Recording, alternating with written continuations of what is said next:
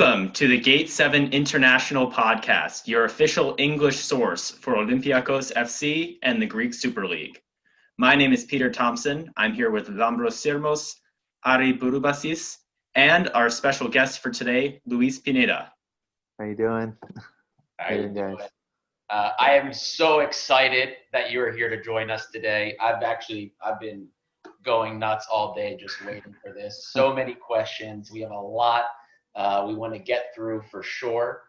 Mr. Luis, can you give us a little bit of a background about yourself and the organization, the Tribunal Picante, the sports magazine? Yeah, certainly. We are all news. We also have podcasts. Several podcasts. Specifically for the Peruvian League, international players, the Peruvian national team. We cover it all. We cover basketball, NBA, even motorsports, Formula One, and things like that. We're one of those news outlets that likes to be a little bit think outside the box, very diverse. And we've been in business for over 4 years now. And obviously, they gave me the opportunity to be their correspondent in the United States. I actually reside in Orlando, Florida right now. I lived in Orlando, Florida. Right now I moved to Tampa, but, I like to say I'm in Orlando, Florida because, that's where I grew up. And, I'm an Orlando City fan at heart. I saw the team from the ground up. So anyways, point being is I'm excited to be part of this great organization. I'm obviously ready to answer any questions you guys may have about Peruvian football, Peruvian fans, Peruvian culture, Draco, whatever you guys want to talk about, I'm ready. Of course, and it definitely seems like your Peruvian fans, they're just like Greeks. We love to know what our players are doing, where they're going, how they're doing abroad. So you provide a lot of insight to them for those players, whether they're in the MLS, a little bit abroad. I'm assuming you cover a little bit of the Peruvian national team as well. Definitely. I definitely know a lot the ins and outs of the Peruvian national team. Obviously, after 36 years, we just obviously reached a World Cup qualifying spot on the last World Cup. I don't know if you guys know the ins and outs of that. We got 3 points that were awarded to us because of Chile. Mistakenly, actually Bolivia played against Chile, and then they mistakenly added a player on,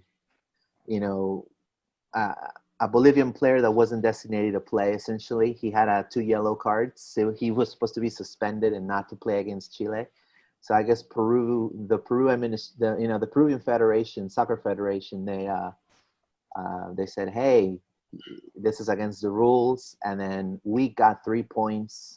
They awarded us the win against Bolivia. We lost that game actually on the field, but because they used non-designated, a player that was, he was not eligible to play at all, but he played the game. Essentially, we got the 3 points, and because of that, and because obviously then the team took a huge football. It started winning every single game after that. Essentially, we went on a winning streak. We beat Ecuador in Quito after, I think it's the first time ever that we beat Ecuador in Quito, which is a high altitude, and they have raving fans, and there's like a kind of like a rivalry in a way. And then obviously, eventually, Peru tied against Colombia, and both of them qualified, obviously eliminating Chile, which is our arch rival kind of in the region. And Peru went to the World Cup after 36 years, That's fantastic. So now that we're kind of getting into it, Draco first appeared on the national team for Peru back in 2016, correct? That's right. And funny enough, I actually remember the PKs, the penalty kicks from that time. And when I was watching it, there was the penalty kicks. I saw him. He was the one that actually missed it, and I almost completely forgot about it from when I saw. That was like one of his first scenarios when he featured, when they took the penalty kicks against Colombia. Yeah, I mean, I mean, it happened, but he was young at the time. 2016, he would have been just 20, 21, 22 years old at the time. But I believe that was him. That was the first campaign where he took the field for Peru. Yeah, definitely. That Copa America of 2015 was detrimental for Peru to get good as a team in general. Oh, really? So what happened was, just like Chile, just like Brazil, they're big markets when it comes to soccer. So when their players party too much, the press hides it. They know what to do. Peru is a little bit different. Peru, we sometimes we expect the player, to not do anything ever. So what happened was there was a really big scandal. We went into a losing streak. There was, I think, some rumors of partying going on, and Gareca felt forced to essentially, on that Copa America, he had to get rid of what they used to call the Fantastic Four of Peru, which was Vargas, Juan Manuel Vargas, who at that time he played in Betis, Claudio Pizarro, which the legendary player from Bundesliga, Jefferson Farfán, and André Carrillo, amongst others. So within them, pretty much telling these players, you guys can come back to the national team until you guys prove us that you guys are, being a team, being a national team. Essentially, Gareca felt forced to try out players from the local league, the Liga Uno, which is the Peruvian National League, the first division league.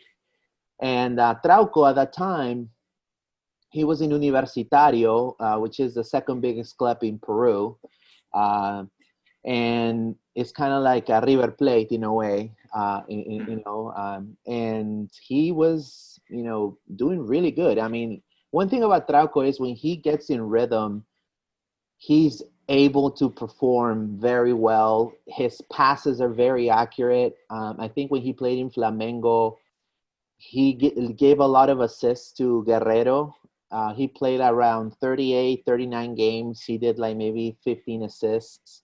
But when it comes to just guarding that area of the field, he definitely was a cornerstone for Universitario. He did his job very well. So Gareca, kind of being a visionary and kind of thinking outside the box, his previous experience in Vélez Sarsfield, he had to play with people from the youth team.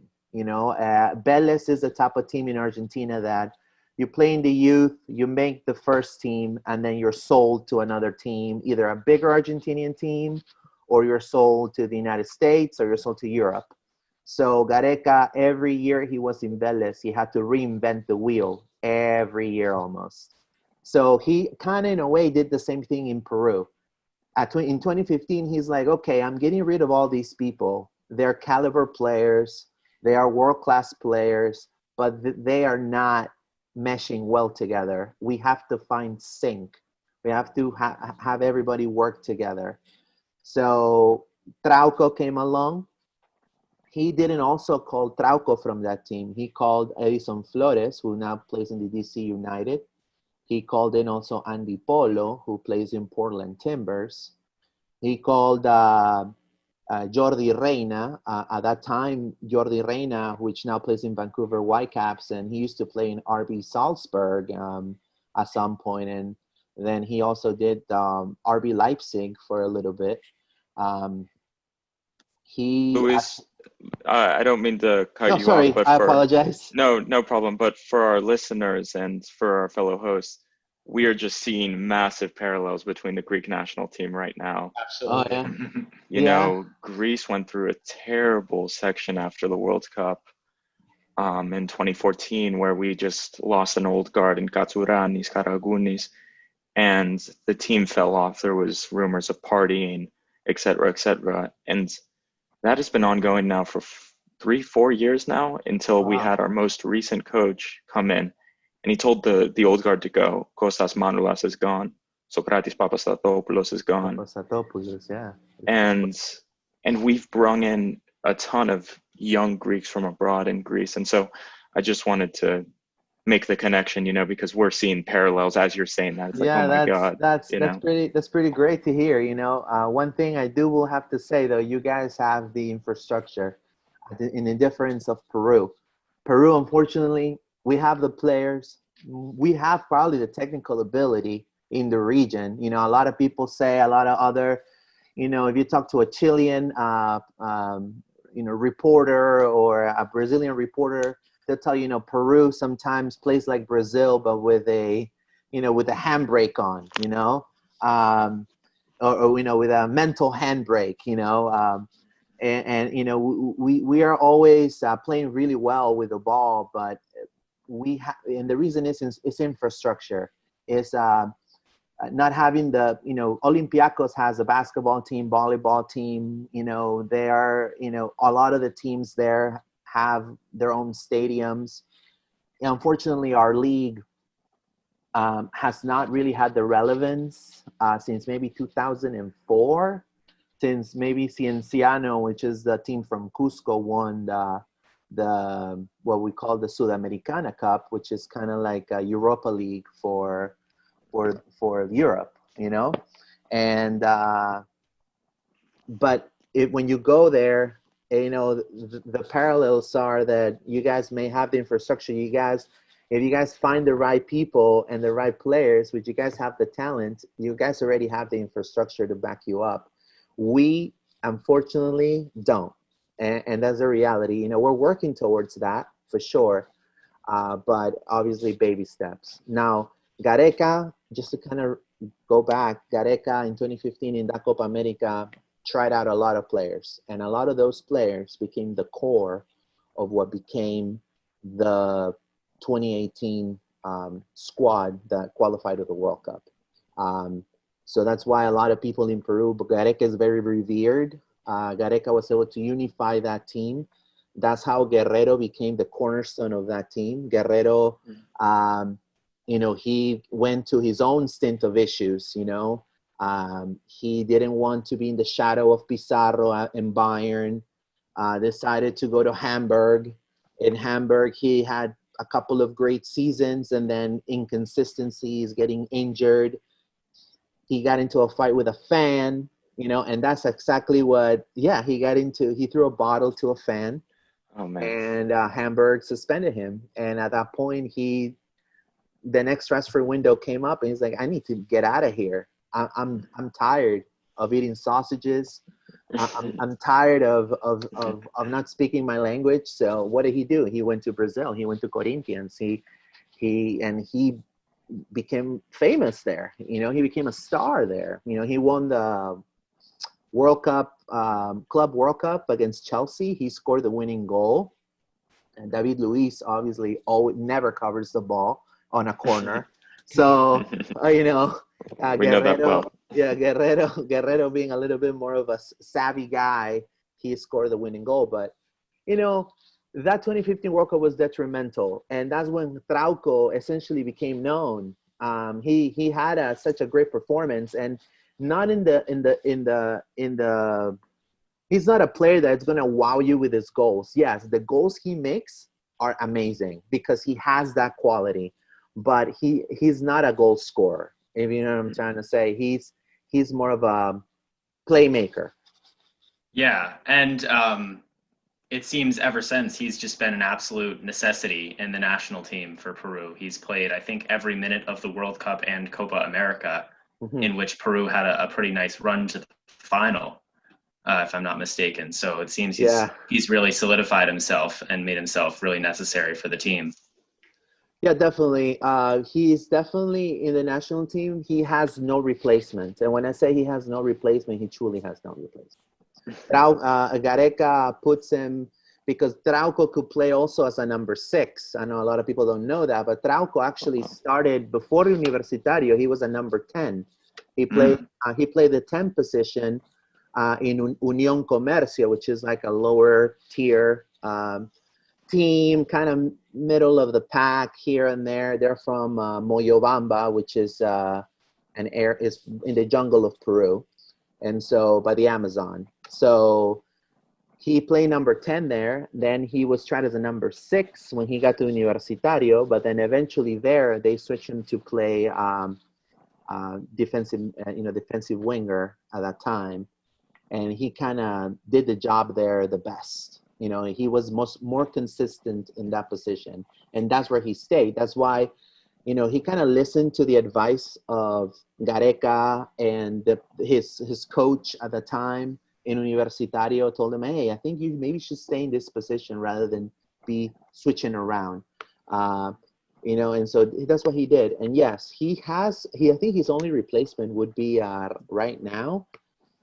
There's a player that plays for Atlético Mineiro. His name is Antonio Lecaros. He's not a lot of people know him, but he actually came from the youth team of Cusco FC, which is the team, one of the teams from Cusco. It has a lot of financial back. I call them the LAFC of Cusco. They wear the same color jersey. And he came out of that team and was signed to Atlético Mineiro, a youth squad, and then he is now in the first team. And he plays the same position as Trauco. He's, I think, 21 years old, 22 years old, if I'm not mistaken. But Gareca hasn't called him up yet. But a lot of people think that on the next Copa America that's coming up, more than likely he will be called up, just kind of to help out Trauco. Also, there's another player called Corso, Aldo Corso, and he could play Trauco's position, but he's definitely more defensive. He's definitely not going to move out of that area. He's going to stay there. He's not going to attack like maybe Trauco does. Trauco attacks. He's more like a Marcelo. He likes to go up and run with the midfielders and maybe assist or grab a rebound here and there. He kind of has that speed to go back and forth and get the ball. Corso is more static. He just stays there. And he's a very good defensive player, but I don't really see him as a replacement. So Trauco, essentially, it is very needed. He's very needed in the team. Of course. I actually would like to speak to some of his abilities at left back.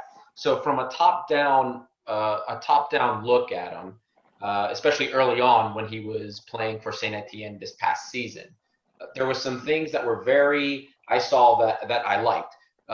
He's averaging close to 70 touches per game. For Olympiacos, this is very important because our fullbacks, both left back and right back, they have the most touches on our team. They get the ball forward. So much of our offensive production is through them. So when we see that we're heavily linked with Draco and our, the listeners, other Olympiacos fans, we're thinking, how could he fit in? Can he take up the mantle of the player that was there before him? He is going to be the replacement for Kostas Tsimikas. As you may know, he was just sold to Liverpool, $16.5 million. With add-ons, could get up to $20 million. So Draco, we're looking for a player that has that ability to get forward. And to me, it's good to see. I saw that he has dribbling skill, which is important. He is touching the ball a lot. Now, I would like to know, from you, speaking to what he does, what are his assets when he has the ball at his feet? Does he makes overlapping runs, his crosses? How's he done with this with Saint Etienne, and how has he done this with Peru? He's very calculating. He has a way. He has a lot of vision, and if you have a number 9 striker, kind of like a Guerrero or like Zlatan, a tall guy like Duvan Zapata, or like even I remember, was that Greek player? Mitroglou, yeah. Some of those guys that just hold the ball, and they're like kind of like a pivot in basketball. They're like, kind of like, he actually his crosses are phenomenal. He can cross the ball perfectly and just land the ball on the feet of the player.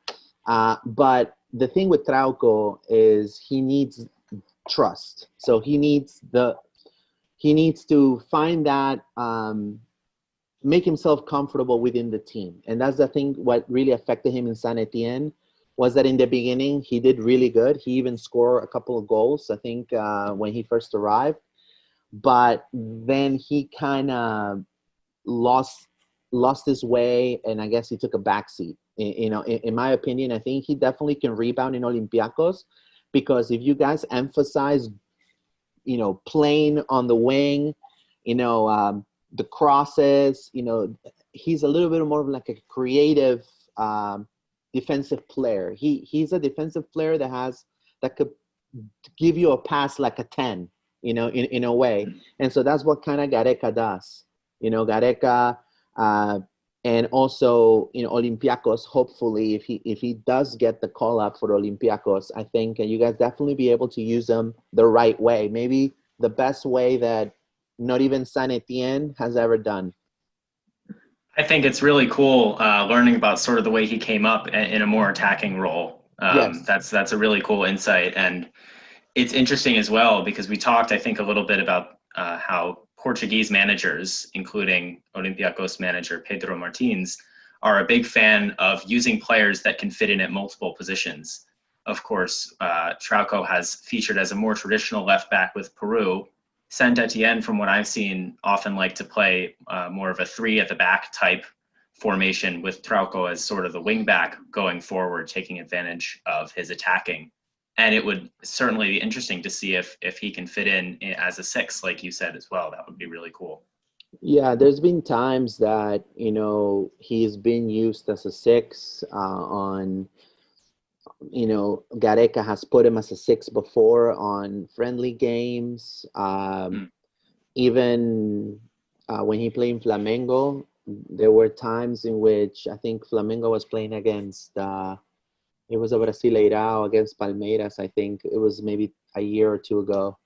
And Guerrero, he actually did an assist to Guerrero. Guerrero scored.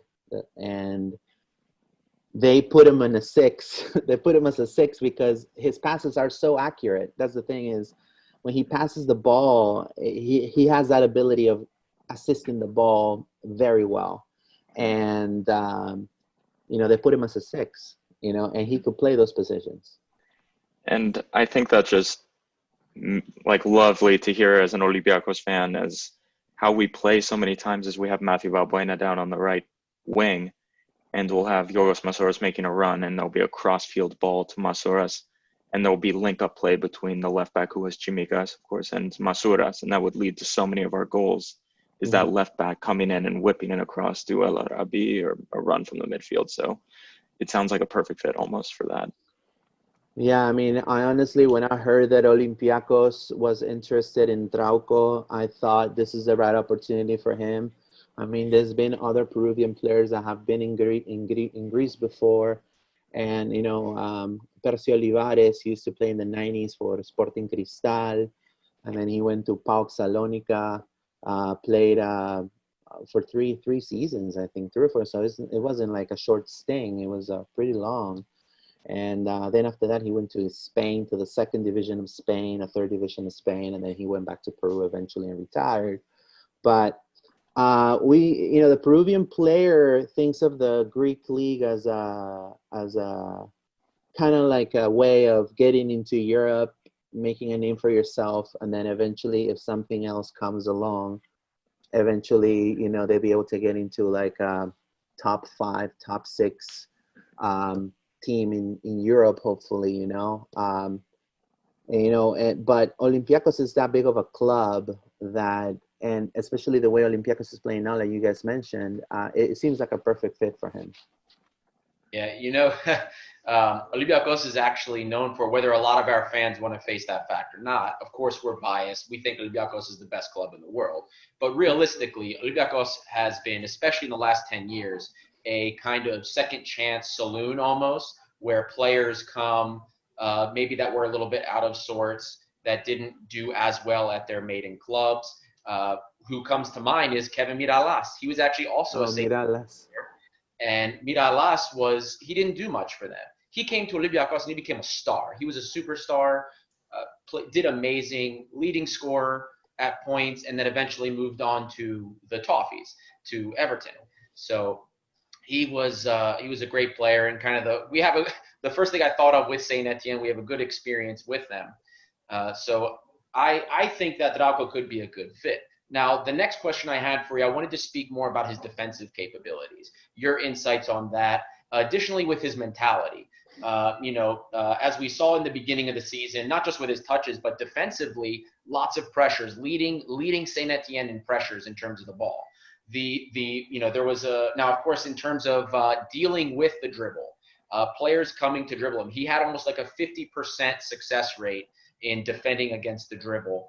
If you could speak to that, as well as his mentality when it comes to form and when he's playing with a team, and how he recovers from form dips. He is the type of player that he would do anything to stop that ball. He's very quick. He uses a lot of sprints, change of pace sometimes. That's why he's able to guard that ball very well. One thing I would have to say, though, he has 6 yellow cards. So he needs to kind of, in a way, know how to go about it.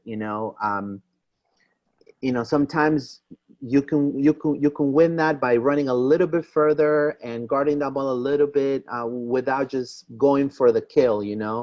I think I would say that's the only weak point sometimes. He gets a little bit hyped up so much to just get the job done that he just causes either a free kick here or a missed opportunity for a counterattack. He needs to kind of, I think when he played in Flamengo, he did the best when it came to that, in my opinion. I think he was able to learn, and I think the coach there told him, slow down a little bit, calm down, don't make a lot of yellow cards. I think he had a couple of red cards here and there, but then after that, he set him straight. I think that'll be the only thing I'll be able to kind of observe about him. But when it comes to guarding that ball, the ability of guarding it and recuperating to counterattack, he definitely can do that very well. He's done it in Peru many times. That's wonderful to hear. I know Greeks, of course, we love to have a player that has that intensity to him.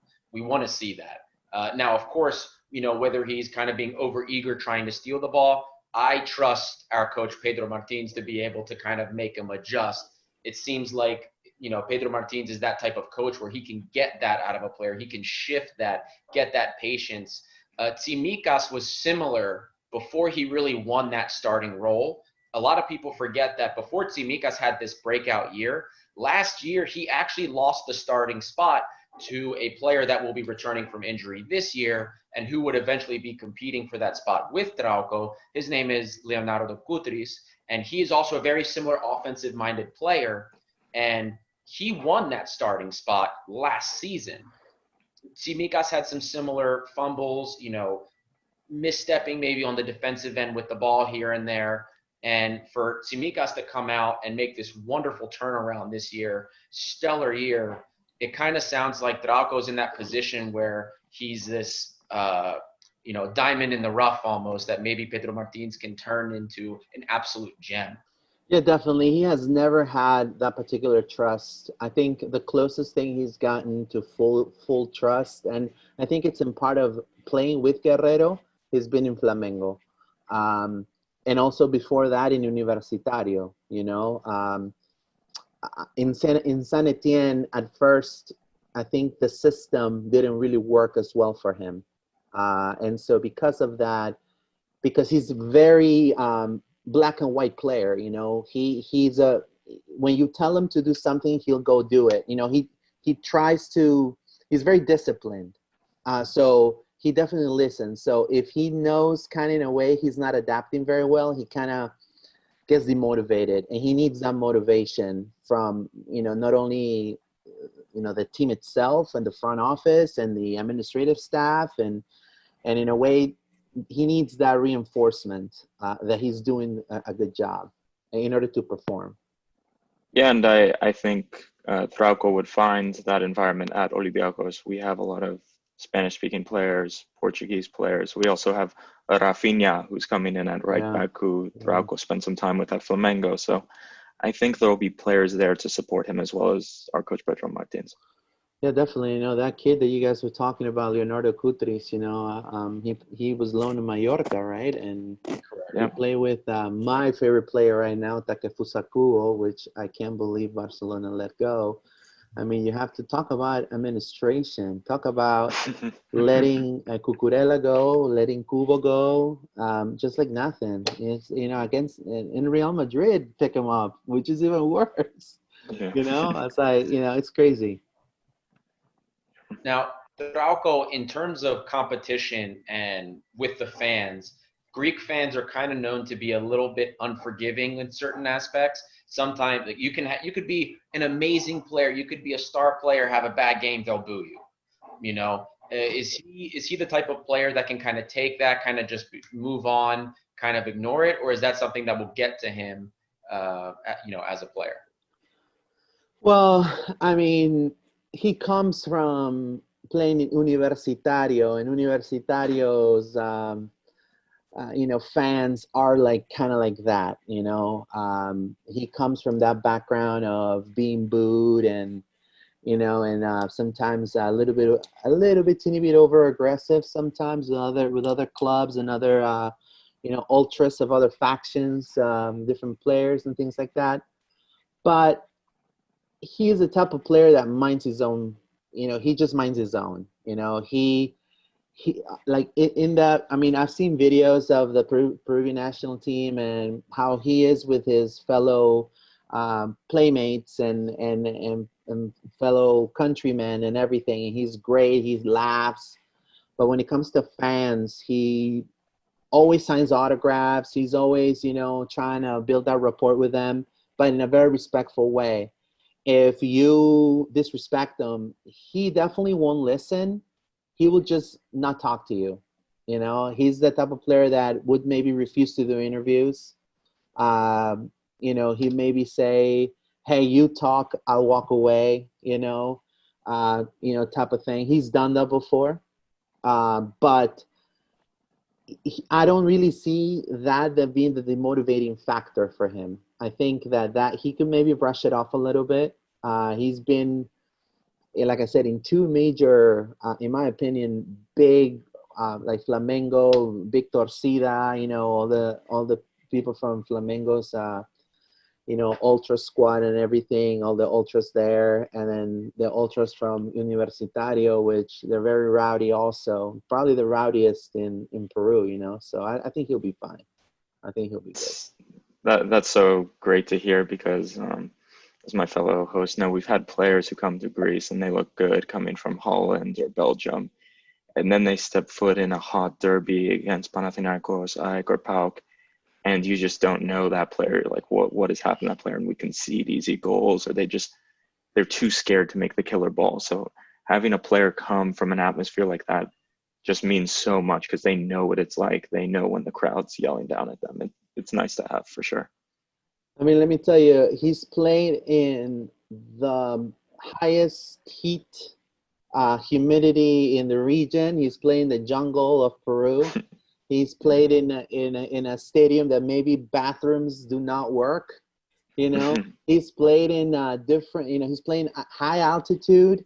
He's played against the crowd against him. Against the team. When Universitario plays against Alianza Lima, it's like a Boca River atmosphere. It's even outside the stadium, sometimes it may get a little aggressive here and there. Rocks are thrown to buses, and it just gets very passionate. He's used to that kind of environment. I think, in my opinion, I think he might even like it in a way a little bit because it will remind him of his best days. Maybe the times that he had a little, but he was making obviously more money than now, but when he was definitely felt the most comfortable, and that's the thing with him. I think what it could truly affect his stamina and his character in any team would be not having the trust of the coach or not having the trust of any of his peers. I think that would definitely affect them more than the atmosphere outside the field. Kind of sounds like he's made for some of these derbies with our rivals, PAOK, Panathinaikos, AEK. I think it kind of sounds like he's already been in the atmosphere. He could deal with that very well. Now, I wanted to ask you about what's his locker room attitude like on the field? Is he vocal? Is he the type of player that's going to be vocal kind of, when he's comfortable with the team, obviously, in that leadership role, or is he going to be kind of the soldier doing what he's doing? You can count on him to do his job. He's gonna be that soldier that you tell him to go battle with you, and I don't see him as a captain, although it could surprise me. I've seen it all. Edison Flores, for example, he plays in DC United now. He was never the captain type, but he did took a leadership role when after the 2015 Copa America in Peru. Same with Pedro Gallese. Gallese, he, wasn't the captain type. So Trauco, he's more of a role player. He definitely talks a lot on the field. Obviously, there's a language barrier, but if he'd be able to speak Portuguese, he'd be able to speak Spanish, but you can see him try to make it work. He's not very quiet or reserved on the field. I've seen him. He gets very vocal when he gets really into it. But I don't really see him as if, for example, one of your, let's say Balbuena says, hey, man, I'm taking this free kick. He's going to just let Balbuena take the free kick. I don't see him being like, no. This is perfect for me. I'll take it. Unless the coach tells Balbuena, hey, take a step. He has to go take it. Then he'll take it. So, there's players like that in Peru. For example, Farfan is like that. Cueva is like that too. Cristian Cueva. The reason why he missed the penalty against Denmark was because Farfan was going to actually take that penalty. And he took the ball away from Farfan. Yeah. He's like, wow. No. I'm doing this, and look what happened. Now, is Draco a free kick specialist? Is that something in his toolkit? Yes. In Universitario, he made goals from free kick. In Flamengo, he threw some free kicks also. Some, long-range free kicks because he has that skill when it comes to, throwing those curve balls. And when it's a play that, there's going to be a long distance curve ball going to a striker, then they'll use them for that. Direct shots, I've seen him maybe in Universitario more than anything, and in Flamengo, I think a couple times. But in San Etienne, I have not seen him taking a free kick, I think. Now, I know he's left-footed, correct? Yes. Mm-hmm. So I was looking, I saw that 93% of his activity is with his left foot. So when you see him, because we know he kind of likes to dribble out of the back, for Saint Etienne, he covers the most distance on the dribble. He seems like he loves to get forward with the ball and take the ball forward on the dribble. Is he the type of left back, kind of like Tsimikas, that will get forward with the ball, kind of take it to the touchdown line and make the cross in? Or is he comfortable getting there, kind of cutting inwards and going to goal? It just depends on the play. I do see him more of a Marcelo. Mm-hmm. I think the comparison to Marcelo, he's a poor man's Marcelo, as they say. He can definitely, that left wing is his area. He will go up and down as much as he can, and he definitely will be the person who will throw that pass. The only way I see him cutting through the middle is if there is a play between your 6 and your 10 and there's like a tiki-taka moment. Mm-hmm. He can definitely adapt to that because he did that a lot. He does that a lot in Peru. He complements very well with Flores because they played so many years together. He complements so very well with Tapia, which he's in RC Celta de Vigo ahora. now. Sorry, I just speak in Spanish. And then also he complements. So he complements very well with Cueva also. So when there's those times in which it needs to be a play that it's a counterattack, and you have, you know, him passing the ball to the 6, and then the 6 maybe passing the ball to him on the wing. You know, he has the ability of running that wing so well to get the ball and cross it. You know, also he has the skill to play with them, to potentially pass it to a striker. You know, either him or the pass he does to the person that's going to pass it to the striker in the middle. But cutting through the middle, I probably don't see him very often. I think Carrillo will probably do that more than him, because he's more attacking. Yeah, and it sounds like what you're saying something that what we're used to. You know, Tsimikas was never really the type of player that would look to cut in the middle, but getting a player that's not afraid to get to the touchline and make that cross would be, you know, it's very important to have a replacement that's going to do what Tsimikas did before we lost him. Yeah, and I guess it would be helpful for our listeners too to just discuss the current transfer situation and give an update of what they're saying in Peru, what they're saying in Greece about this situation. I guess the latest news I've read in Greece is there's been one offer, I think it was around €1 million, and Saint Etienne turned that down. And Olympiacos came back, I think, for right around, correct me if I'm wrong, guys, 1.6 million, and that was turned down. And just today, Olympiacos signed former player Jose Jolebas, who also plays left back. But that shouldn't discourage people in Peru, as Jose is not going to play very often, and he's not going to be the starting left back as someone like Trauco. So the Greek press has said very clearly, Olympiacos wants Trauco, and they're looking to come back in for a third time. And so the deal is close to happening, is what I would say.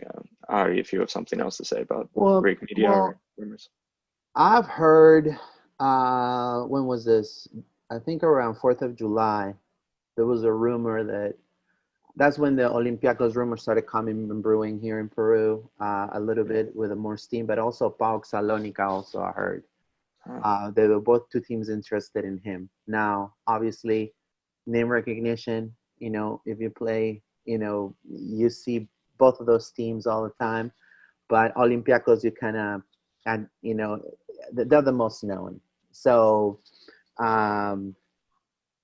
obviously as a player, if he's playing in the Greek league, he wants to play one of the top teams, and Olympiacos is definitely the ideal place for him. I also then heard, you know, when was this? He has offers in Mexico also. You know, there's a lot of Mexican, the Mexican league is bringing a lot of Peruvian players. This was also around the same time as the Olympiacos stuff brewed a little bit more. You know, they were talking about Tigres. They were talking about Pumas. You know, they also said something about America de Mexico, but I mean, I think Trauco wants to stay in Europe, because there's a lot of players now, and that's the thing, you know, in a way, I'm going to tie it in with this. Seven players of the Peruvian national team are in the MLS. You know, 4, I actually did a little bit of a research. 4 of them are in Brazil, and 2 are in the first division of in La Liga. I think one is Tapia, which hasn't even played yet for Celta, you know, and then there's 2 in, you know, Eredivisie, and 3 in Mexico, you know, and so that North American region is calling a lot of Peruvian players. The market's been very good to them. They're offering them quality of life for their families, the money, all of that.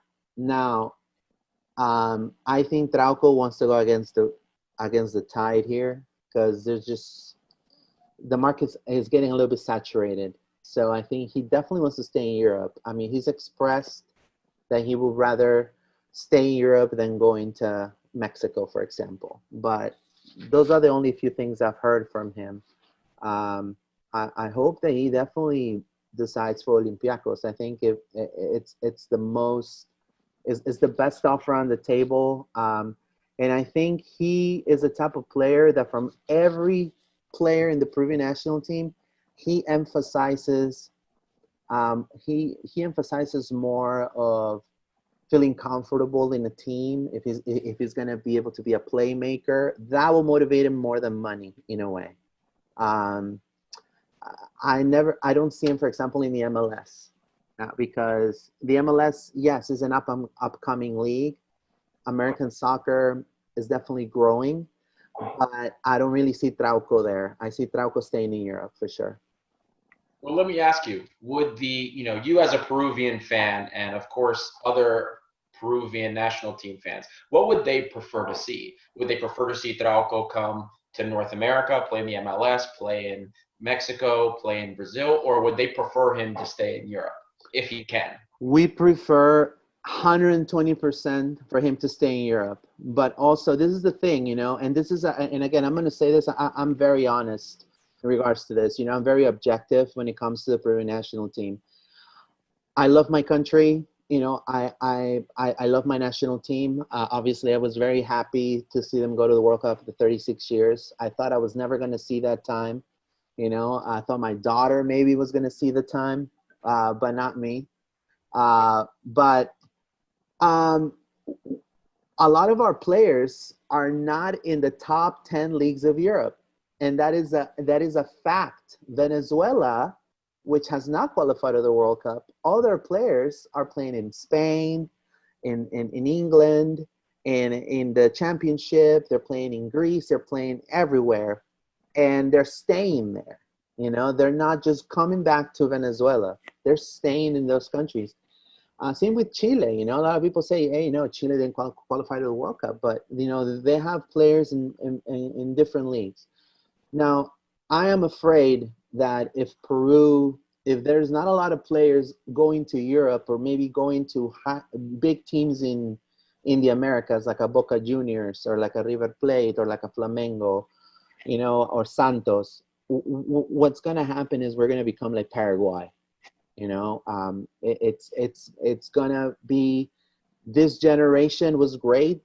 They made it to the World Cup after 36 years. And then when's the next time we're going to go? I think that's one thing that the Peruvian media, it's not saying very clearly to these players. And they're not really emphasizing youth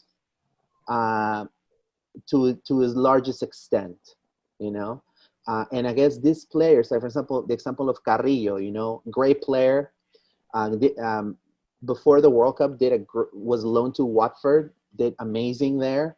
After the World Cup, he had a great World Cup, fantastic game against France, even though Peru lost, great game. When he comes back, Watford had the papers, hey, we want you, stay. He had offers from Newcastle. He had offers from all these teams. He's like, no, I'm going to Al Hilal because they're offering me all this money. And the players need to emphasize opportunity that's going to help the national team over maybe monetary relief or money. I think Peru, it's not Brazil. It's definitely not Argentina. It's definitely not Uruguay for us to dare to say, yeah, we really don't need players in Europe. We have enough. We're fine. They'll be fine. No, we do need that presence in Europe. If we call ourselves a powerhouse in South America, right? We made it to the World Cup. We're in Russia. We've got to back it up a little bit. And I think that not having that presence there, it's upsetting. I mean, at least for me. I can definitely speak just for me. And a lot of Peruvians feel the same way. Not to kind of repeat myself, but it's like deja vu to Greek national team supporters. Like, we have so many players who just stick around in Greece to collect a paycheck or may even go to an easier league that pays them a large sum of money. But we are just hoping our young players, especially one league that we've been paying attention to is the Eredivisie, because it seems like of course, that's where Costas Chimicas went before he got into the Olympiacos team. Right. It seems like our players develop very well there and move on and take the next step. And we're in the same boat. We're just saying, come on, guys, like, we want to see you in the top European leagues. So Yeah, another similarity I just saw. Yeah, it has a lot to do. It has a lot to do also with the infrastructure of the current administration of the Peruvian Soccer Federation. They like I said, we qualified to the World Cup, but what are the benefits of qualifying now? Okay, we made it. We botched it against Denmark, but now putting Guerrero, after fighting for him, for batting for him, went to freaking Switzerland to fight for him because he was innocent against that doping scandal that happened with him. The president did a letter, and talked to, Infantino got involved. Eventually, Guerrero was absolved. Gareca, what does he do? He doesn't put him on against the game on Denmark. And that was the game that Peru had to win in order to make it to the second round, because obviously France is France. And that is just come on, man, and Australia. So, but Peru did decent in the World Cup. I mean, they showed definitely some great football. The problem is, okay, what happens after is this has to be very beneficial for the team, for the country, for the league. But what has happened, in my opinion, is everything has become stagnant, has stayed the same. And we're not going to get anywhere if the league stays the same. If the players, some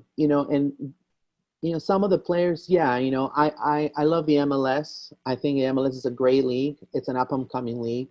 But, having 7 players of your national team in the MLS and the Peruvian fans not knowing nothing about the MLS, maybe saying, hey, I don't care about the MLS. This is when people go retire.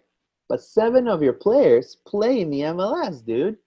7 of them. It's not. It's it's a high margin, and so it is upsetting. I love the MLS. I think it's a great league.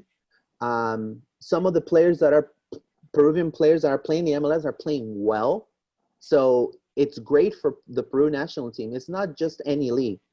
But for example, having only 2 players in La Liga, having 2 players in Holland on the same team, having 4 players in Brazil and only maybe 2 be starters, 3 in Mexico, and then the rest of them is from the local league. It's from the league, Liga Uno, from Alianza Lima, from Universitario, from Sporting Cristal, so it makes you think, does Peru truly wants this project to continue and for us to qualify to more World Cups, or is this just a one-time thing after 36 years? Yeah, and now speaking to that and kind of speaking to your earlier point about players, hopefully migrating more towards Europe, not chasing the money. Is Draco the type of player, let's do a hypothetical. He signs for Olympiacos, has a lights-out season in Olympiacos. He's competing in Champions League, Europa League, what have you. Olympiacos, again, qualifies for Champions League the following year. He's getting some looks. Will Draco be the type of player that's kind of content? He's having success. He'll ride the success out. Or is he going to migrate to the next competition, more competitiveness, if it's available? Trauco is the type of player that if he feels comfortable, he would stay. He stayed in Flamengo. He had other offers from Brazilian teams, but because he had that connection with Guerrero and the coach that took over said, hey, I'm going to go ahead and have you in my squad. He stayed. He stayed 2 seasons, and he does that type of stuff. I don't see him as a player like a Carrillo, for example, with a lot of talent, but having Newcastle's contract, West Ham's contract, Watford contract, he decided to just say, hey, Al Hilal, here I come. I don't see him as that type of player. One thing about Trauco is where he feels comfortable, he's going to stay. I kind of mimic him as a kind of like a Charles Aranguis type. Aranguis kind of staying in Leverkusen because he wanted to he felt comfortable there. He liked the fans. He didn't like the press being right on him. He could have gone to a better team, maybe in Europe for sure, but he just decided to just stay there for a couple of more seasons. Now, I see Trauco definitely staying if he feels comfortable for sure. Now, obviously, if Barcelona is knocking on your door and he's like, hey, we're going to sign you for 3 years, we're going to give you the bright white contract. Do you want it? Obviously, you can judge that any player in the world if one of the big clubs comes and says, hey, man, we're going to give you the bright white contract. Here you go.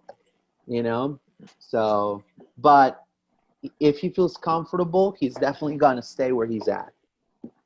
Of course. I don't think anybody would expect him to say no to a Barcelona contract. That's why I don't think any of them were upset. Well, there were some that were upset, don't get me wrong. But I don't think the majority of Greeks were upset that Tsimikas took an offer from arguably one of the best clubs right now in Europe, a two-time competitor in the Champions League finals. They won the Champions League. They won emphatically the league this year. I don't think anybody can fault him for that. Now, kind of as we begin to close out here, you've given us a lot of great info about Draco, things that we didn't even consider. Him being able to play at the number 6, some good insight about his dribbling, his mentality.